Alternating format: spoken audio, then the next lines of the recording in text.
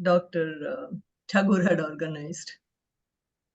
I think we ought to start because I'm aware that many people have arrived here on time and it seems unfair to keep them all waiting. So I'm sure one or two people might join as we go along. So if it's okay with Rajesh, I think we'll kick off. Yes, sir. Yes, sir. Now it's up. Now it's open to you, sir, and you can proceed with the session, sir. Okay, thank you very much. Can I start by reminding everybody to keep their microphones muted during the presentation, please, so that Miriam doesn't get interrupted by background noise. It's a great pleasure to have Miriam with us today. I've known Miriam for a number of years.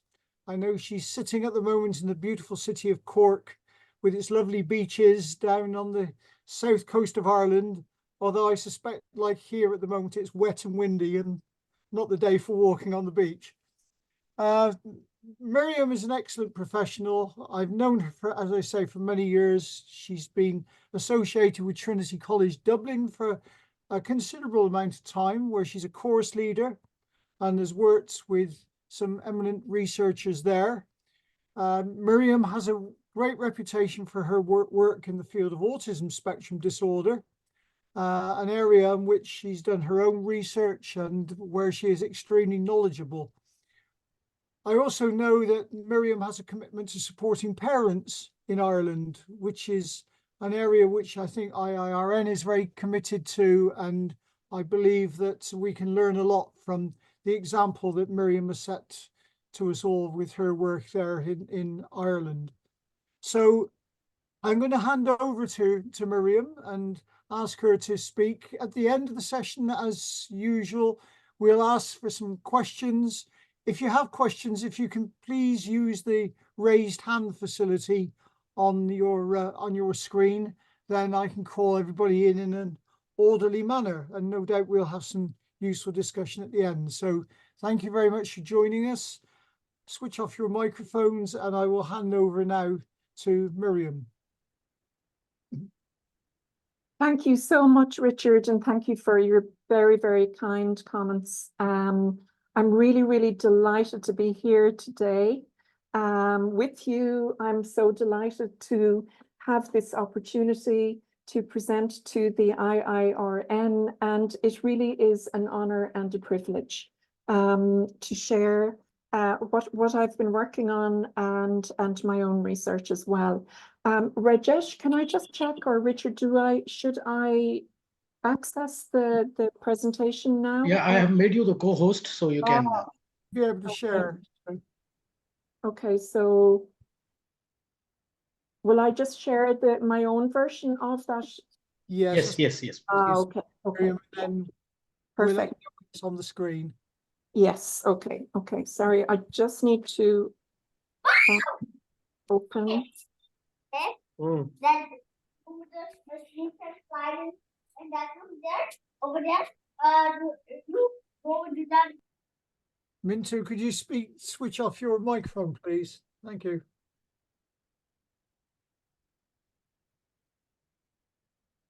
Okay. Now, I'm just checking if you can see that, everybody. No, we can't at the moment. Oh, okay. It's telling me that it's visible on that screen.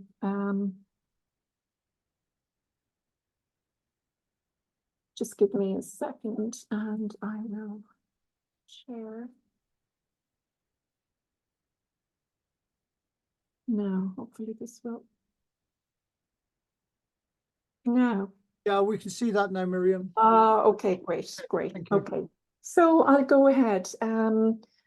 So I suppose my presentation is mostly about the experiences and understandings of parents whose children were undergoing assessment of autism and complex needs, which impacted their educational experiences.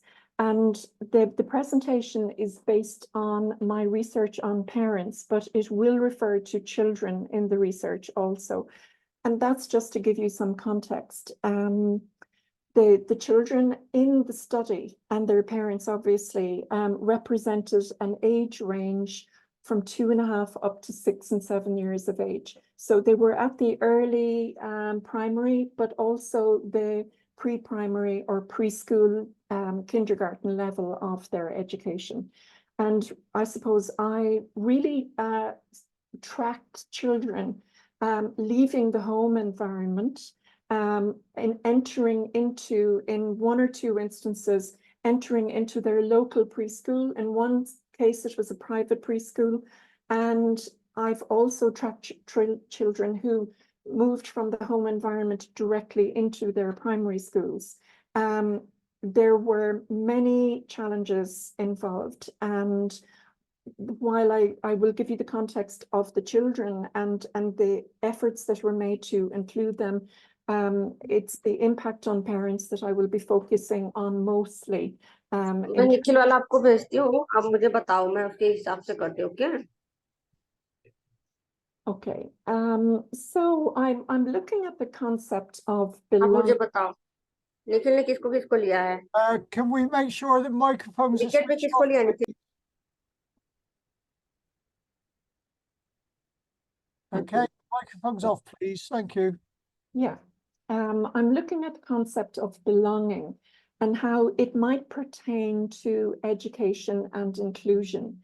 And to premise this, based on my research, I would suggest that not all spaces of inclusion, not all spaces of belonging are inclusive, and not all spaces of inclusion incite a sense of belonging. I want to extend the conversation on inclusion further into that space of belonging and using the education space as a site of very complex relationships. And this really relates to all of the different cohorts in my samples. So I had parents, I had children, I had educational professionals, including school principals, support teachers, mainstream regular classroom teachers, SNAs who are special needs assistants. I also had a number of early intervention teams who supported the children at the time from the 0 to 6 age group. And I also had a couple of school-based teams who basically move into primary schools where children are attending from age 6 onwards. Generally, they would be the age levels and ranges.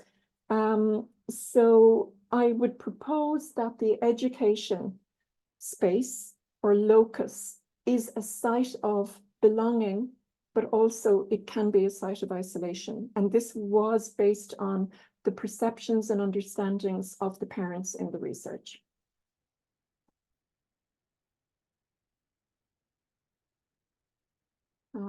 Just 1 second.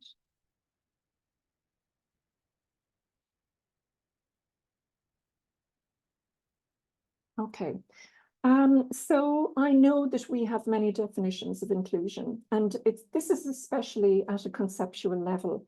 And I think that what we struggle with is praxis, how inclusion is actually enacted or embodied or even experienced at a practice level, at a very practical level, and in education settings. So I would like to focus on this idea of belonging and see if there are any connections between inclusion and belonging. So what is inclusion and what is belonging?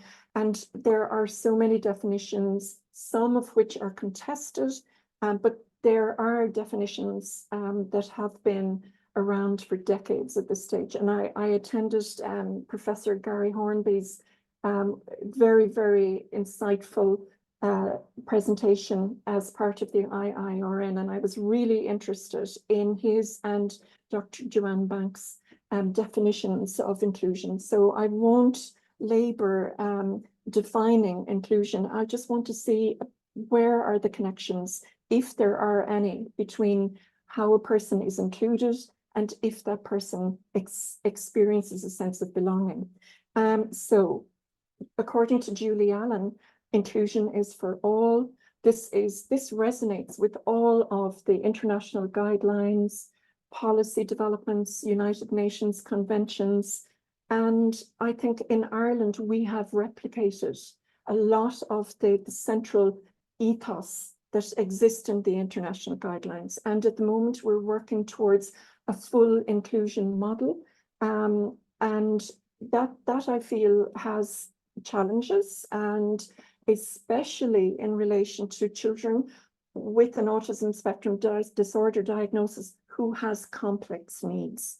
Now, the children that I focused on in my study, again, just to give you a little background, they had, or they were undergoing assessment for autism spectrum disorder, but they also had not spoken, or they were developing very extreme behaviors. And they were, in some cases, identified as having learning disabilities or intellectual disabilities. So a couple of the children also had a great difficulty regulating themselves emotionally, physiologically, and there certainly were, according to the occupational therapist, sensory integration disorder existed as well. So these children certainly presented with complex needs. And I think that the full inclusion model needs to be so well resourced, and it needs such expertise and competence as part of cascading models of professional development for teachers, for support teachers, for SNAs, and for parents. And I think once, you know, it becomes much more valid as a model if everybody receives the same type of training. And that's why I really focus on not just education, but the health service components that need to be embedded in the education program in supporting a child or all children. So at that practice level, we might question, does inclusion for all work, and is it working? We are using a continuum of support model, which I think is a wonderful model where the child can be supported in the classroom or as a group of children with more identified needs, or they might at the very top of the pyramid require very specialist supports and therapies that usually come from external agencies. And they're not usually within house. They're not based in the school. So Julie Allen, one of the things that she saw happening, this is going back to 2008 and 2011, she saw that this paradigm of special education was becoming very powerful, and that the people who were silenced in that paradigm were the children and their parents. And she really saw the importance of voice. And I've always used the research that I suppose Richard and my great mentor in Trinity would have developed, really very innovative research on the voice of those who are marginalized and the voices of those who we are proposing to include. So they're not just the recipients of a service, they're active agents in a service. And if we think about belonging, who tells us about belonging? Shouldn't it be the person who is being included? Or should it be the parent who is trying to parent their child with many complex needs, but also trying to engage in an education system that's very different to those of their other children, their typically developing children? So I think that it's about the relationship of the part to the whole. And it goes beyond just creating spaces. These spaces in education need support, and they need to foster and nourish participation, that the child is participating, but also engaging in something. And really, in quite recent research by Alan et al. In Australia, there should also be a subjective feeling of connectedness. So Toby Long in the University of Georgetown, in a very recent paper in 2023, she's suggesting that we move beyond inclusion to belonging. And also, she is emphasizing that we should focus on participation and belonging in education.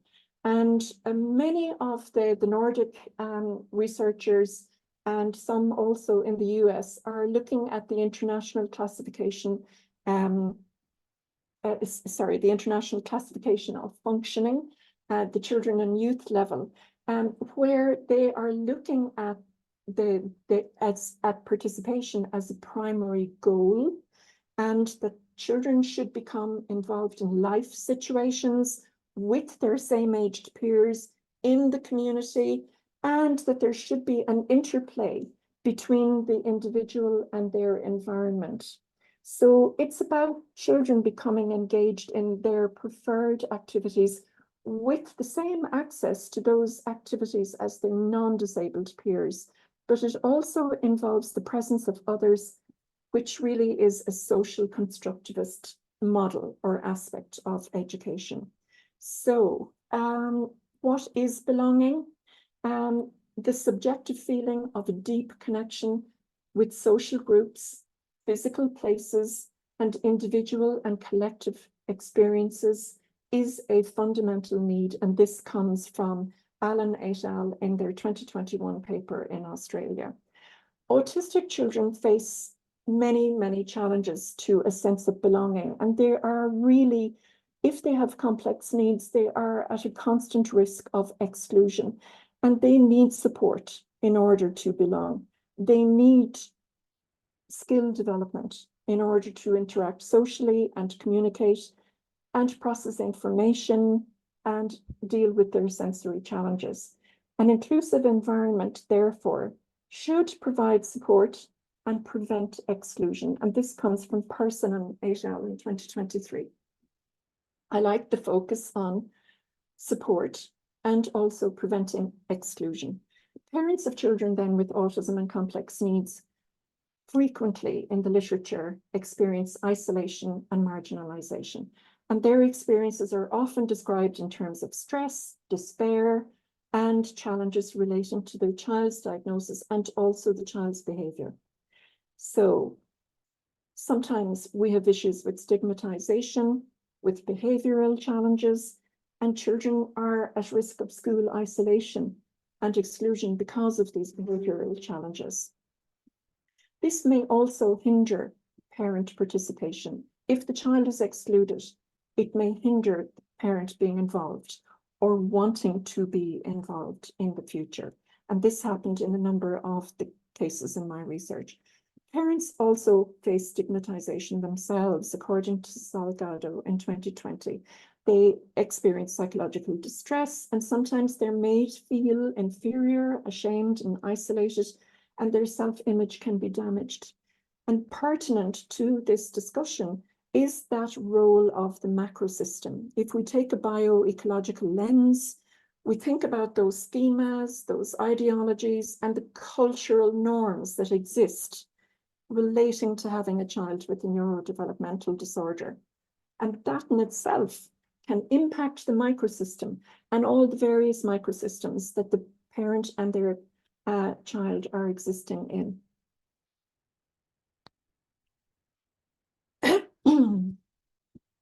So, at a conceptual level, I'm trying to answer these questions. What is inclusion? What belonging is and why it is important? And is it about changing hearts and minds, or is there more? And can we link it to current thinking on equality, diversity, and inclusion? And I just love this quote from Shakespeare: "We are human, completely human, and only human." Now, the experience of the parent, I'm just giving you some examples of the theories that are pertinent here. And many of them can fall into these categories of adjustment, coping, and identity. And I'm mindful of the earlier research, and Barry Carpenter, back in 1997, who always supported the role of the parent in practice and research. He said that parents are trying to adjust to their new circumstance. Beresford et al., more UK research said that they were trying to devise strategies in order to cope with their new role. but there was still this uncertainty.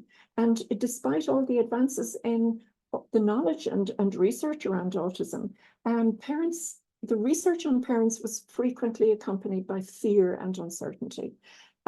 General theories were, Rayo and Fornes, I thought that was interesting, that parents are overwhelmed, ill-equipped to deal with their child's education, and they were going through parental adjustment.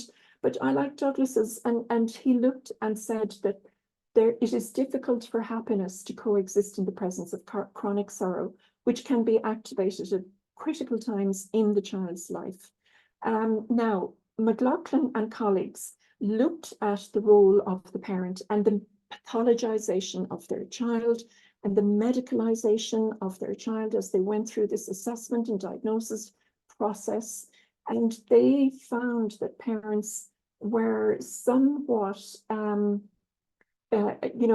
categorized as either denying or coping with the diagnosis, and that they had this inability to properly accept their child afterwards. And also, what they noted was that they also referred to this idea of them becoming something else, that parents were relinquishing their old roles and they were possibly finding fulfillment in their new roles. And that's something that has really stayed with me, because the parents in my research actually went through that journey and that idea of transformation during the research. Very, very inspiring to witness that and to have that privilege. I think that the research is balancing a little bit more, and it is now looking at the positive experiences of parenting and how parents might develop resilience as they rebound from a crisis. But, we have to look at what can make that happen and how can we empower parents. So it's about the social support. It can be about the personal relationships that are involved, but it also could be that parenting a child requires that parents need more support and more very specialized support. So recent research has actually focused on this idea of parent coaching programs. And I'll mention briefly just a few. Lee et al. Developed one in Mongolia. It was through telepractice, where this train the trainer model became using local translators, where hubs of parents became more expert on the whole area and then delivered to their own community, like a community of practice. Parent mentors, though, required support in order to do that. And that support was delivered as time went on through telepractice. Now, a lovely model in Sweden was developed by Gilberg et al., and they called this knowledge and belongingness. And parents of 3-year-olds with ASD were provided with an education program and knowledge sharing in their community. And this helped to alleviate feelings of isolation and improve parenting confidence. In Italy, there's a lovely program where the negative experiences in accessing the supports children needed were seen to actually impact family involvement very negatively. And this also affected the quality of teacher-parent relationships. And I think that's very important to keep that in mind. Another, I suppose, important component of that study by Godina et al. Was that they wanted to enhance a sense of belonging in the parents in their study. And by designing a support group experience for their parents, they saw the outcomes as successful. So in terms of my own research, and I'm afraid that my visual is only showing you a desert, there is a nomad over here, a nomad as in a person who is a nomad in the desert. And this is my metaphor, describing the journeys of parents in my own research, but also the phase of in-betweenness, where they were procuring services for their children and supports, not really benefiting from all their searching, and then how their identities changed. So this was a dynamic and evolving character who was traveling from place to place. And typically the nomad does that in search of food and nourishment and tracks. And I equated this to the parent searching for speech and language therapy, searching for behavior support, searching for play therapy. And it didn't matter where they had to travel to. It could have been a classroom, it could have been a clinic in a different county, it could have been on a schoolyard where they were observing what the therapist was doing. And according to the French philosophers, Deleuze and Guattari, this is a dynamic and evolving character. They're not somebody who just stays put and has this fixed or eternal position and meeting. They were constantly on the move and in search. So my second theme of in-betweenness, you heard me mention it earlier about the research by McLaughlin et al. They noted that parents were moving from an identity that they had relinquished into something new. That something new was not something they were quite sure of, but it was about the parent during the assessment, diagnosis, and intervention period.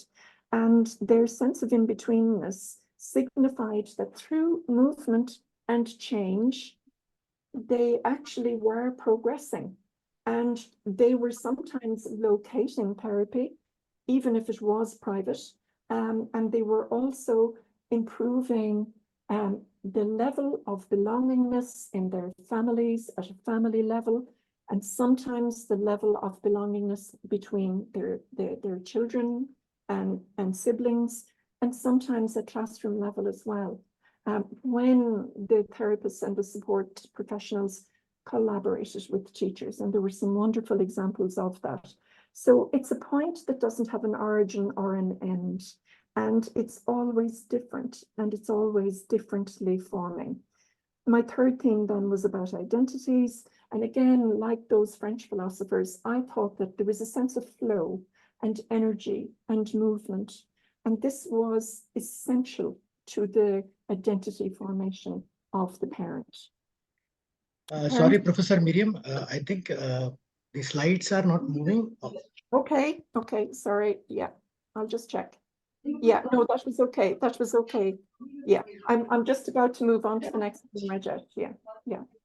Okay, so parents of children with autism felt that they didn't belong to a place, but their identity formation happened during these periods of movement and searching. Now, my research with my parents group was qualitative, in-depth, longitudinal, and it really took place over an 18-month period, even though I was in the schools over a 15-month period. It was an in-depth view of the lived experience of the parent, and I used some of the pointers of the life story technique, looking at the high points, the low points, the memories, the turning points, and the future aspirations. Also, during my research, I involved children with autism and complex needs, as well as parents, teachers, early intervention teams, and school-based teams. Sorry. And I remind people again to switch their microphones off, please.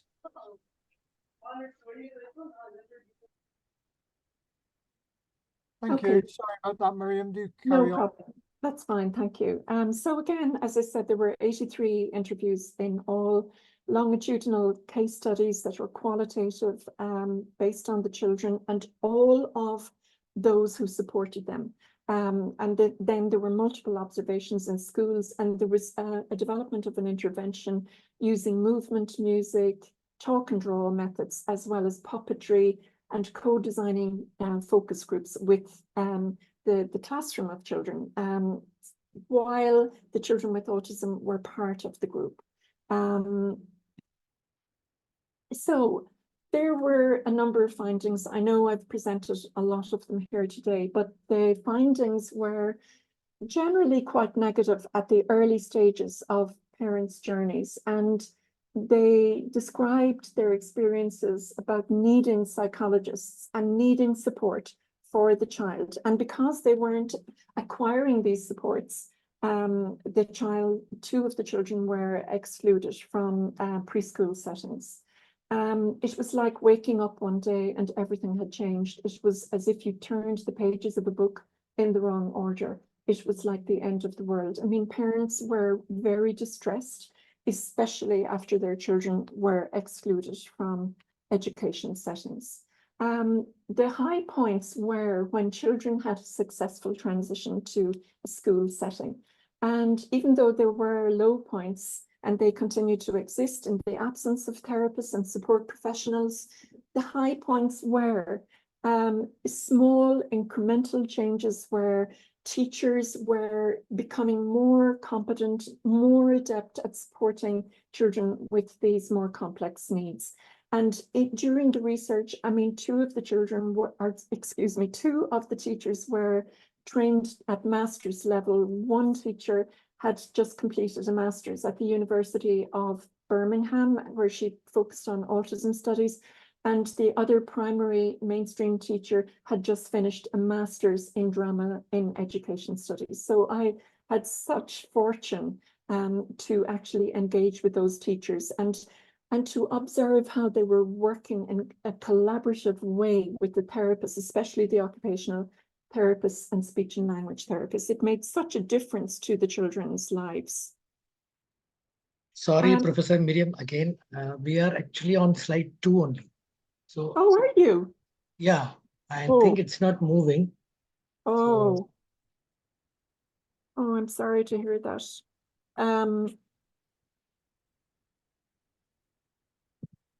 Yeah, this is slide 10. Yeah, Miriam, I think if you click on slideshow at the top of the brown thing there, it should move. Yeah.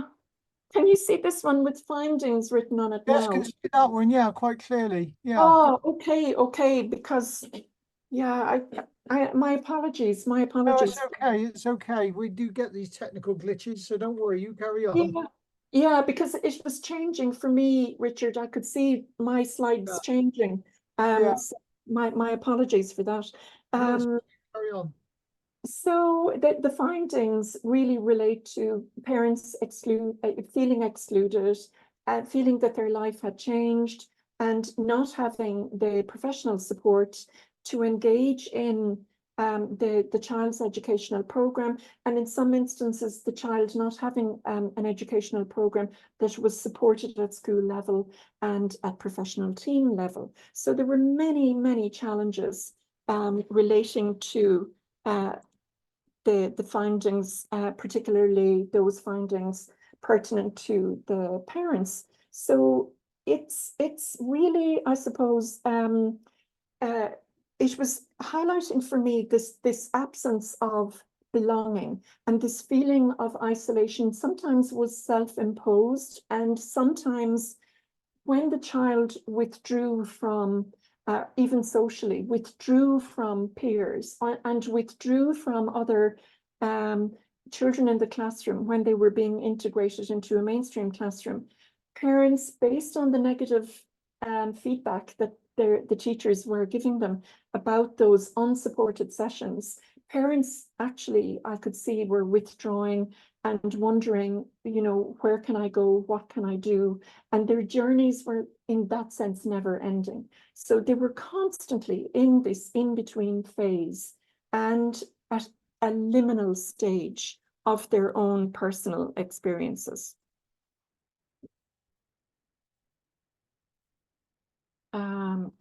I'm just checking now if you can see this one.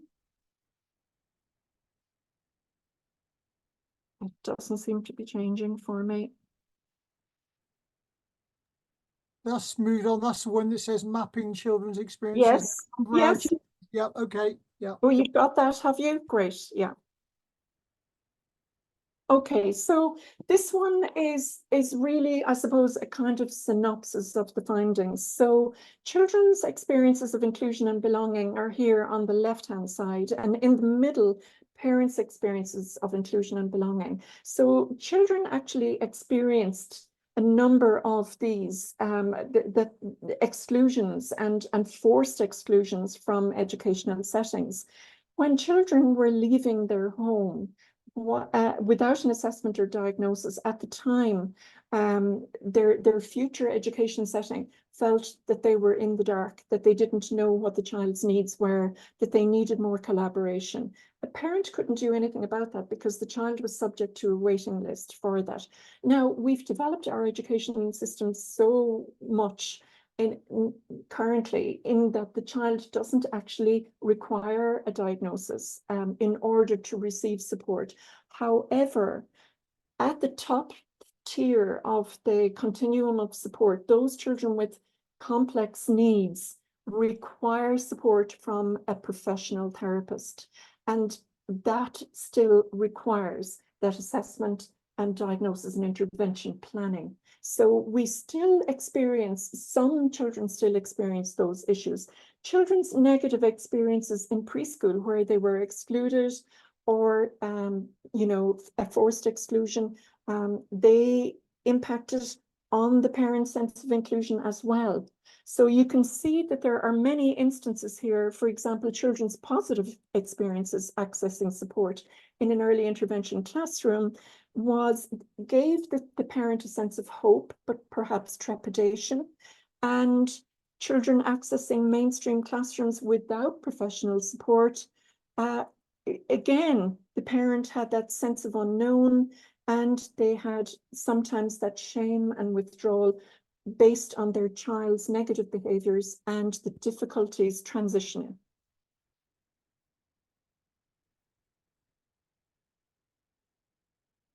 Okay, so have you seen a new slide? It's called Overarching Themes.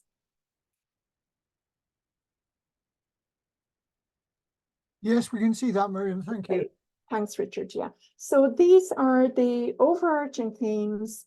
And as I said to you earlier, the journeys existed, but they were uncharted. Parents described very long, enduring battles in the procurement of assessments, diagnosis, intervention, and therapy. There was a different kind of parenting needed, and parents were in a liminal position, stepping from the old into the new. Now, the in-between spaces during that time of vicarious experience where parents were actively doing something for another, they felt that they were in liminal positions. There were traces of hegemony in the sense that, similar to Julie Allen's old paradigm of special education, parents felt silenced, especially at a time when their child was having some behavioral issues or couldn't communicate or interact with peers. Parents felt that there was a sense of dominance and that the professionals were the gatekeepers of services. And that was based on their perceptions around accessing supports. So they knew that the professional therapists needed to do the assessment and diagnosis and also provide support for their complex needs. And they felt that there was a hierarchy of narratives in terms of professionals, you know, being powerful over services and over their child's potential to be included. There was a sense of ambiguity, and they felt very disoriented in terms of how they were parenting. Their identities, frequently, they personified themselves as warriors, crusaders, pathfinders. They were desperately seeking support, but they desperately needed support themselves. There was a sense of liminality. They felt that they were parenting, but they really questioned their own subjectivity, and they weren't open to seeing the possibilities of engaging with the professionals. So I feel that the cross-cutting themes of liminality and belonging were everywhere in the research, and belonging happened when parents received support or attended training. And in 2 of my schools, parent support groups were set up, parent training models were set up. So in the latter phases of my research, I saw this sense of belonging, this renewal for the parent, this sense of transformation, and parents were actively engaging with teachers and education settings. Okay, so these are the outcomes of the study, and really they're the outcomes at a very practical level. And I just wanted to let you know that my students I support them to support children, but I also support them to support families. And I feel that especially for young children with complex needs, that it's not just the education setting or the therapeutic setting that provides the support, the family provides support. And these sometimes are the cohort who have experienced the deepest inequities. They are the cohort who don't have access to specialist knowledge. And I like how more recent programs and development in this area are focusing on the sense of belonging and focusing on renewing parents' experiences of confidence, and doing that through empowerment, but also that it's at a community level, it's sometimes at a school level, where programs are developed and parents are really actively engaging in these programs.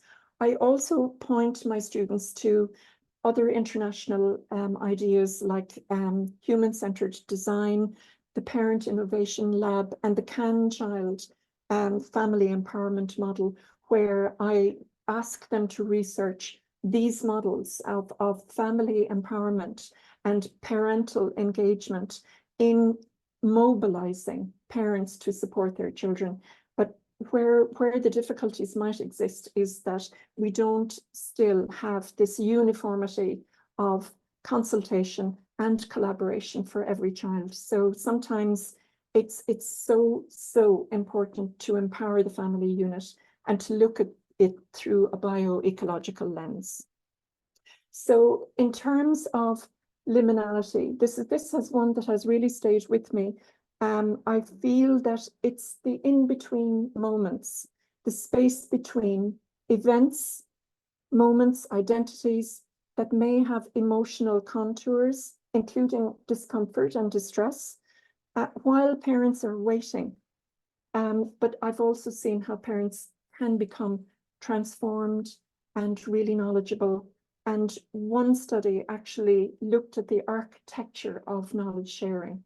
And I really think we have so much positivity to bring to this area.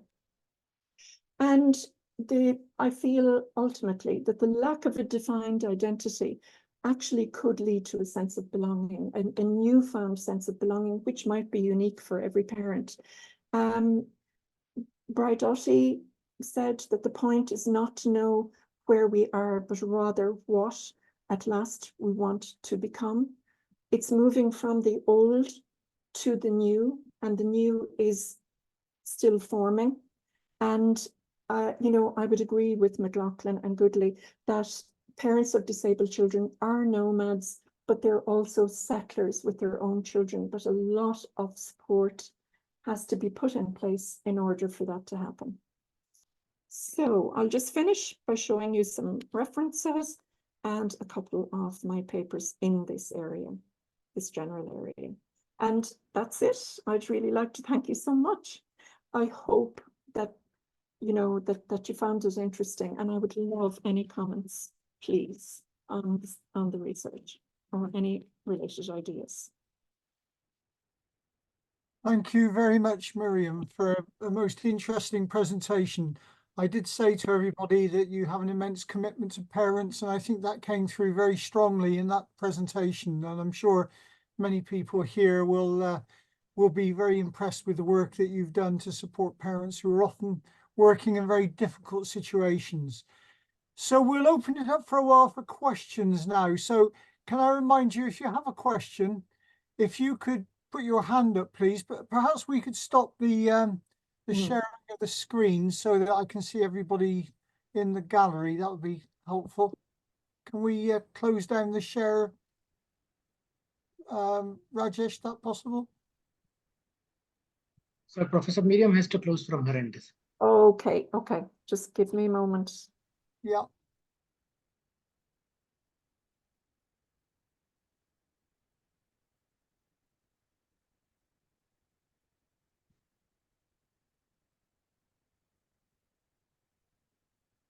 Mm.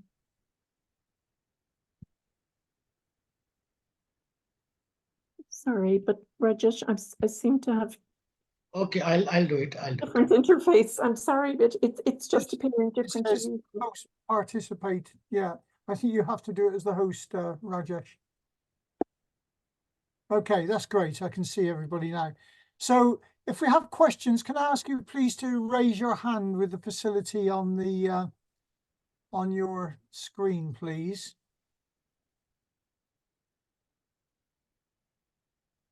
Perhaps I could start with a question, and that is, have you noticed in recent years much by the way of change in parents' understanding of the systems that are available to them, Miriam?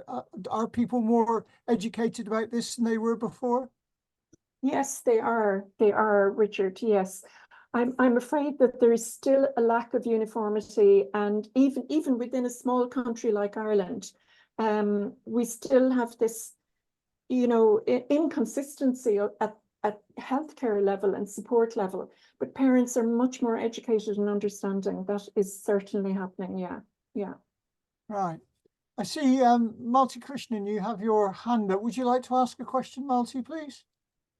I would like to share a thought, Richard, if that's okay. Yeah, of course. Yeah. Dr. Miriam, I wouldn't even say it is a powerful presentation. I would say it's a profound presentation. Oh, thank you so much. It's some of the sentences, some of the statements that you said, kind of is resonating, especially one where you said that happiness cannot coexist in a chronic sorrow. So true, because one tends to see parents looking more how they go in their life, that we see barely a small part of it. That is one. Two is that it's not just a sense of belonging for the children that we need to look at. It's a sense of belonging for the parents that we need to look at. And some way we don't really look at that stakeholder there. We look at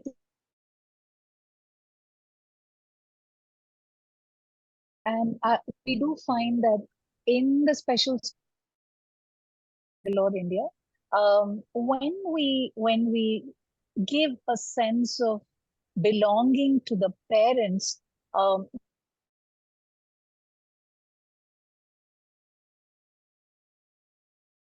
with quite some parents, but at the end of a year, at the end of a couple of years, at the end of 3 years, the canvas changes so much that it's very fulfilling, it's very rewarding at the end of the day. And you feel that, okay, we've done our bit to whatever extent that we can. So somewhere your research study kind of says that we are doing certain things in the right way. Yes, it's a long way forward, but it's a beautiful journey. Thank you so much for this wonderful presentation. Oh, it is my pleasure. Thank you so much for your beautiful comments. And it's so interesting to hear that you have this sense of family engagement and empowerment and the resulting belonging. Yeah, yeah. I know there are others here today whose organizations are trying to support parents. Does anybody else, any either observation or experience of working with parents that we could share?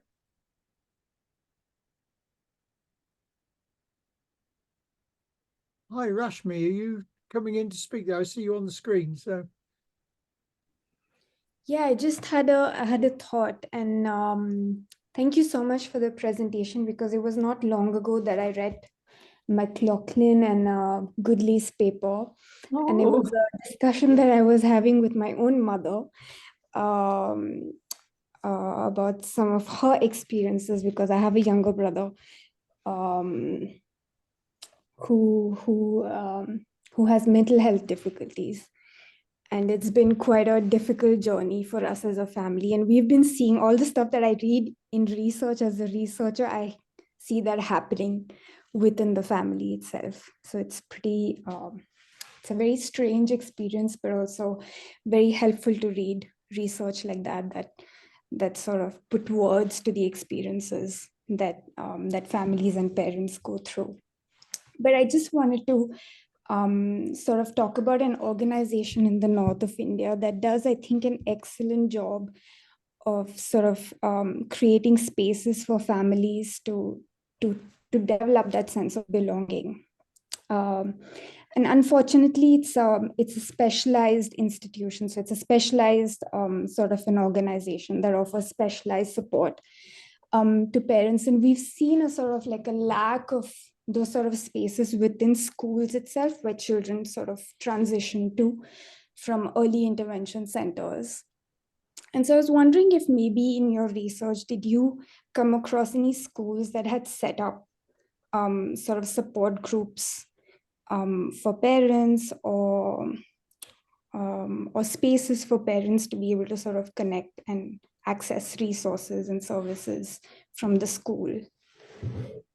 I did, Rashmi. Thank you so much for that lovely comment and the lovely description of your own experience.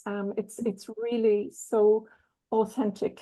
I did experience that, yes, and one of them really makes me smile because the school that set up this training program for parents, they were trying to respond to the parents whose children were attending the special class, and that would have been like a hybrid placement where the child began to transition to mainstream.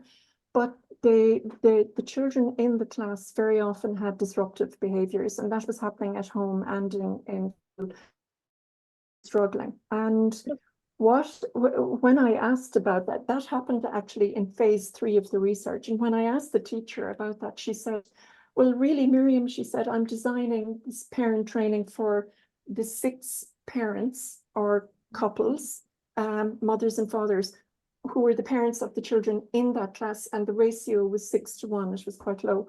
But what happened was those parents started talking to their colleagues and other parents in the school, and the wait list, suddenly they had 65 parents on a waiting list to join that parent training group. So they had to run them a couple of times a week in order to get through the waiting list. And I thought, does every parent need training? It really actually brought up that question. And I said, where do you see the need mostly? And they said, actually, the need is based on parenting, just parenting. And it's so interesting that it had moved from a special model to a more universal model. Another interesting, in the same school, actually, the teacher who had just completed his master's in drama studies, on one of the Fridays when I attended there, he was digging the ground. And I said, oh, David, what are you doing? And he said, I'm developing a sensory garden. And I said, okay. And I said, is that for the children in the early intervention class? And he said, no, it's for everyone. And I've put a sign up for parents to come in and volunteer. So I just think that they had a universal design focus really on let's do it for everyone, but also let's cater for those who need much more specialist support in our model. So I think they've really stayed with me, those examples. Yeah. Thank you. Kanika, you have your hand up. Would you like to come in, please? Hello, sir. Good evening, everyone. My name is Kanika. Thank you so much, ma'am, for a wonderful presentation. Actually, ma'am, I just had a question where I would like your views and everyone's views on that. So I work in a government setup where we see parents, especially from the economically low strata of the society. So there we welcome all kinds of disability in a government school, be it of high level supports or even if the child needs basic support in education. So I've worked in private and in government setup both, and I realized one thing that as professionals, we do try to give parents a sense of belonging, but how do we deal with this situation where many parents I've seen, the moment they have a child, let's say where the level of disability is not that high, but is not able to adjust in an inclusive setup, And the moment we suggest them a special school, because in the end, the child has to go somewhere. If an inclusive school is not supporting the parents and the child, we suggest them for a special school. And there, I've seen around 4 to 5 parents who have given a comment like, these students are way more severe than my son. What if my son, regresses in the same manner? Or their parents have a very different issue. My son doesn't have the same issue. So within the community of special education, I have seen that that sense of belongingness is somewhere missing. Like the parents kind of want the belongingness with the same kind of challenges that the child is having. So in case they get into a contact with a child who is of high support needs, they will just feel that, they have a very different issue. We don't belong here, and we just need to be with more parents who have children with less difficulties. So I just hope you understood what I'm trying to say. So there I feel somewhere within the community, within our own community of special education, we are not able to find the right kind of support. Wow. Okay. I had a number of parents who actually felt like they wanted to disengage from the support service or the parent support group because they felt that their children were presenting differently to the children, of the parents in the group. And I think that, Kanika, that goes back to that paradigm of power, doesn't it really? Where, the special education, I suppose, I'm not against special settings or special schools, but I do feel that there's a sense of our children belong here, yours belong there. And I think that for the parents in the group, the parents that benefited most were the parents whose children presented with the most, I suppose, extreme behaviors. And when they made that small incremental progress, I saw that sense of belonging emerging. But what I think made a big difference was the parent leading the group, the parent leading the support group. There was no sense of categorization. There was no sense of your child and my child. And that actually helped the transformation of the parent because they had experienced all that already. They were the parents were standing at the school gate and the classroom door, embarrassed and ashamed because of their child's behavior. Now they felt that having attended parent training and the peer coaching model, that they felt this renewed sense of confidence. And I really think that changed everything. And, again, that one example where there were 65 parents on the waiting list, that's an ideal opportunity to change hearts and minds. Because after that training took place, no parent was looking differently at another parent. Okay, thank So you, we do Miriam. need to work on the attitudes of the parents as well. Like they are also prone to feeling that my child maybe is at a higher level than the other's child. So maybe I'm at a better off position, and they want to feel it by being with similar kind of parents. Yes. And Kanika, we can, if we can bring a sense of empowerment, but an affirmation model of disability, and that's what we're kind of moving now towards. Oh, my child is neurodivergent, and neurodiversity is a good thing, So I think we're destigmatizing as we move forward, and I think that sense of belonging for all, not just inclusion for all, belonging for all should be the outcome. That, I think in parent training and delivery of education, and even in one-to-one support with the parent, we can kind of get those ideas of it's important that we're all in this together and that we're all supporting each other rather than supporting the few. And I think that's the benefit of universal approaches. Okay, I think I've got time for perhaps 1 or 2 more comments. I see Professor Janti Narayan has her hand up. So Janti, would you like to come in, please? Yeah. That was a wonderful presentation, Professor Miriam Twomey. It was the content had so much of concern, insight, and concern for the parents. And I really see how you have brought about what should be addressed when we work with the parents. Quite rightly so, because you and I, or the rest of us assembled here, we all have chosen to be working with persons with disabilities, may I say, whereas the parents don't choose to be a parent of a child with a disability. Therefore, their whole life completely undergoes change the moment they have a child like this. And like you rightly mentioned, in another context, now they feel ashamed to begin with. And then coming to terms with reality, all that takes time. All of us know the stages of emotion that they go through. So finally, acceptance again keeps them in isolation. So if you are having a child who is atypically growing up, you are also an atypically parenting person. You know, you do not know how to go about and what to do. And so such parent training programs that you have been mentioning and endorsed by others, I think is one way of bringing them together, the sense of belongingness. In India, we have this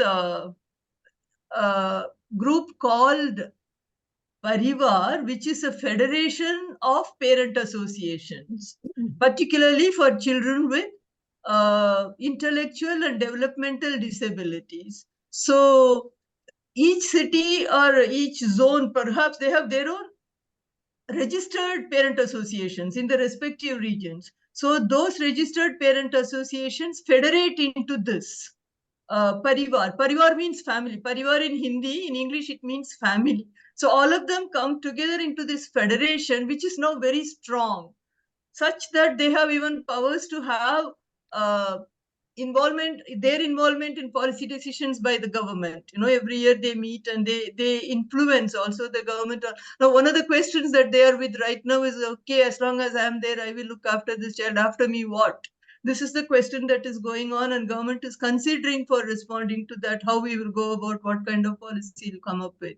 So that group, if you attend the meetings of either the individual registered groups or the federation meetings, you really are able to watch the sense of belonging that they have among them. And you also mentioned they feel empowered when the training is given to them. You see, they don't have that sense of shame that we are able to see really when they are together in the group. And your presentation has been really, really very I mean, I appreciate the insight, you know, the way you have put things together and put it across to us. I just wanted to share this and also put on record my appreciation for the beautiful presentation. Beautiful presentation. Thank you. Thank you you so very much. much, Santi. Thank you, Jayanti. Okay, I think we've just about come to the end of our time, so it's important that we thank Miriam and say what an excellent presentation, and thank you for making the time to speak to colleagues here today.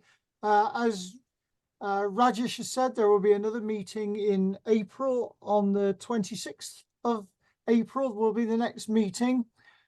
Can I remind you all that this is an open forum? If anybody wants to contribute, then do please feel free to let Rajesh know that you'd like to do a session.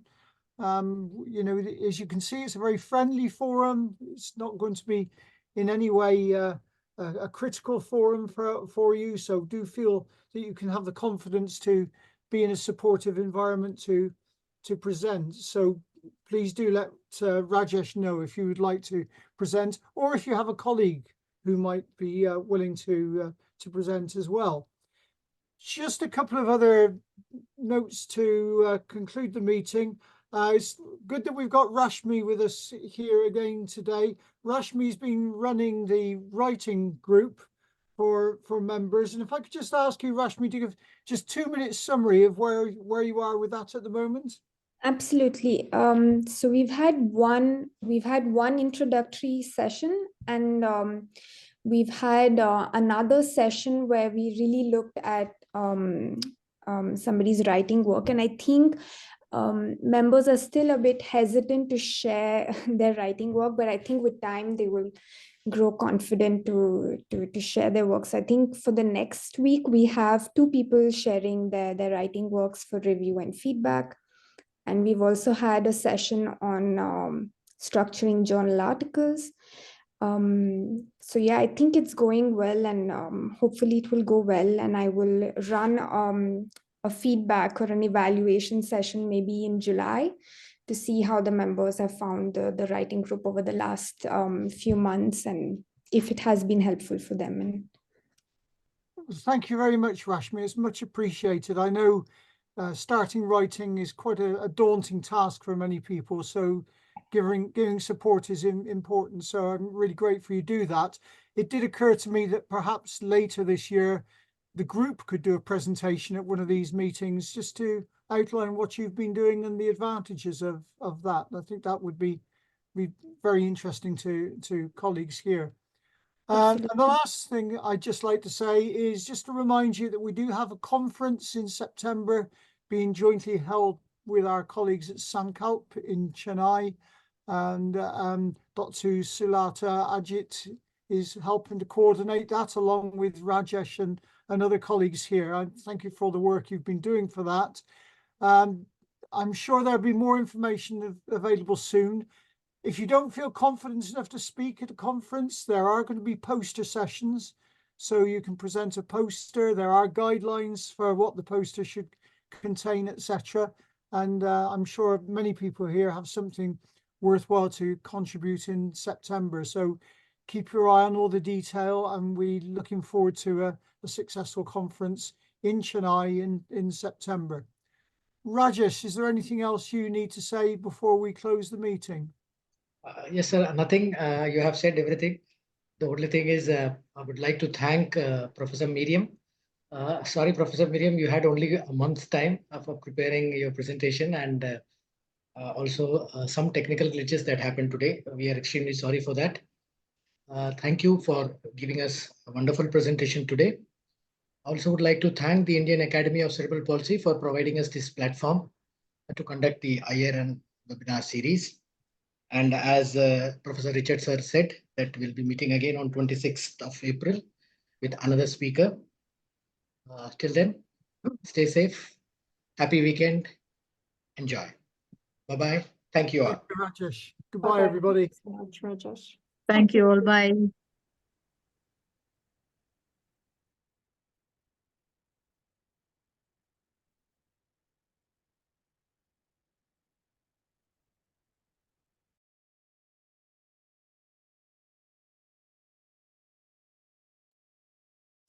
Bye. Thank you.